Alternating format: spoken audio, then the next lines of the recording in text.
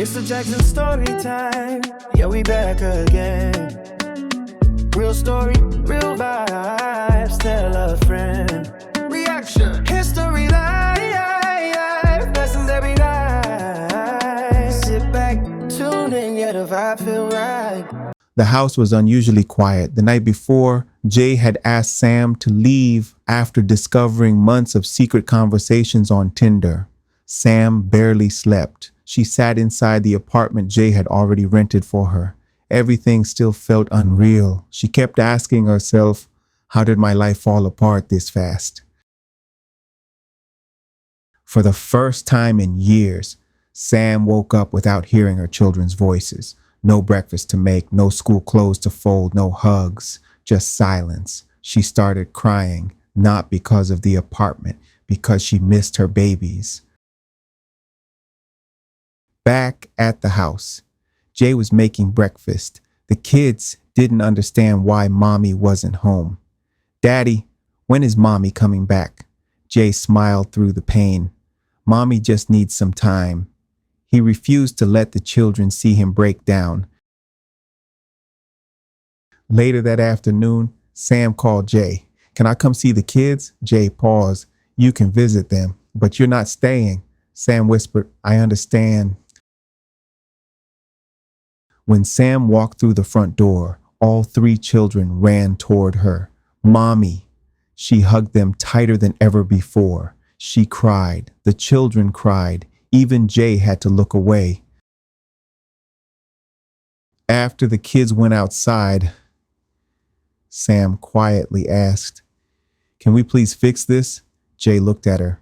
I wanted to fix it months ago. You made your decision every time you talked to someone else. Sam finally admitted everything. I liked the attention. I never thought I'd lose my family.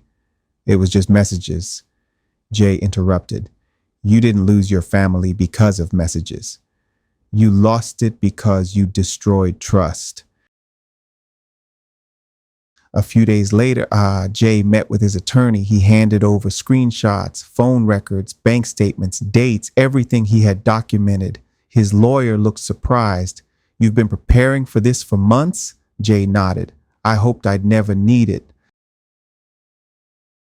Sam realized she couldn't fight this alone. She hired an attorney too. Her lawyer listened carefully, then asked, do you want revenge or do you want your family back? Sam couldn't answer. The court ordered mediation first. Jay and Sam sat across from each other. Neither wanted to make eye contact.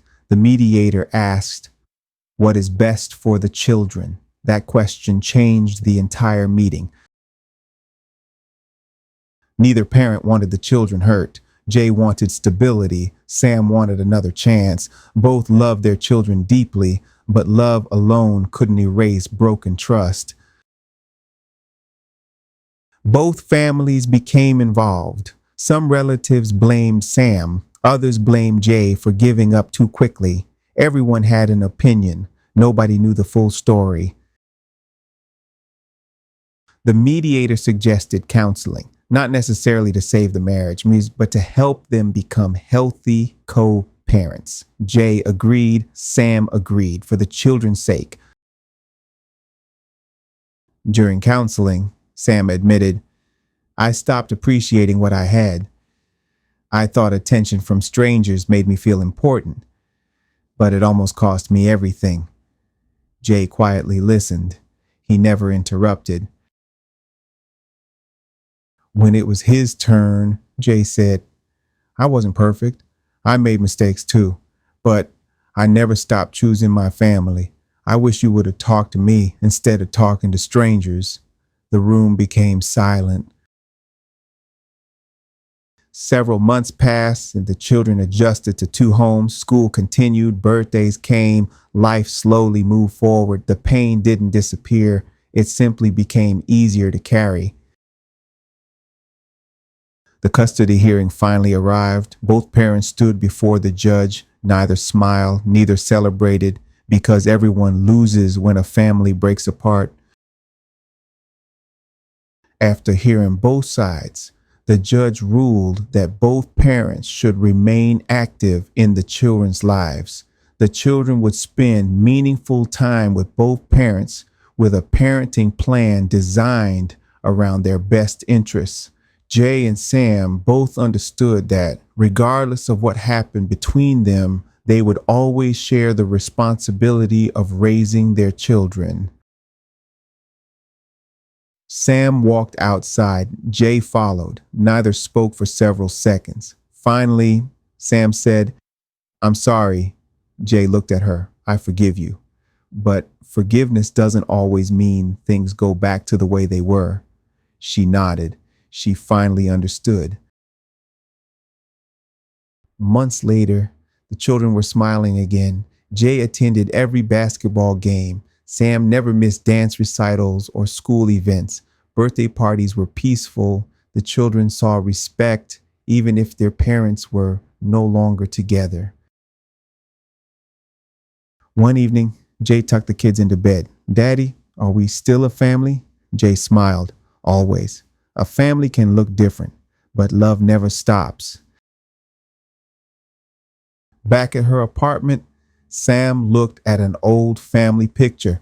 She smiled through tears. She promised herself no more secrets, no more searching for validation from strangers, only honesty from now on. Neither Jay nor Sam knew what the future would hold. Maybe one day they'd each find new love, maybe not. But they both learned that trust is one of the hardest things to rebuild once it's broken. Their focus now was giving their children a stable, loving future. Trust takes years to build, but only moments to lose. When problems arise in a marriage, honest conversations are far healthier than hiding things or seeking attention elsewhere.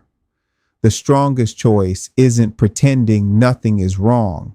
It's facing problems together before they become impossible to repair. Let me know in the comments, if you were Jay or Sam, what would you have done after everything that happened? Would you have tried to rebuild the marriage, or would you have focused on co-parenting and moving forward?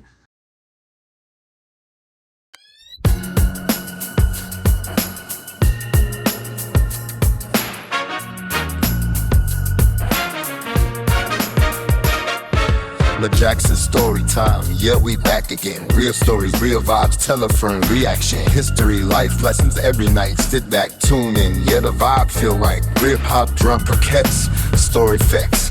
Confident video, beat it, drinking. Rap with storytelling, yeah, the vibe feel right. MrJackson story.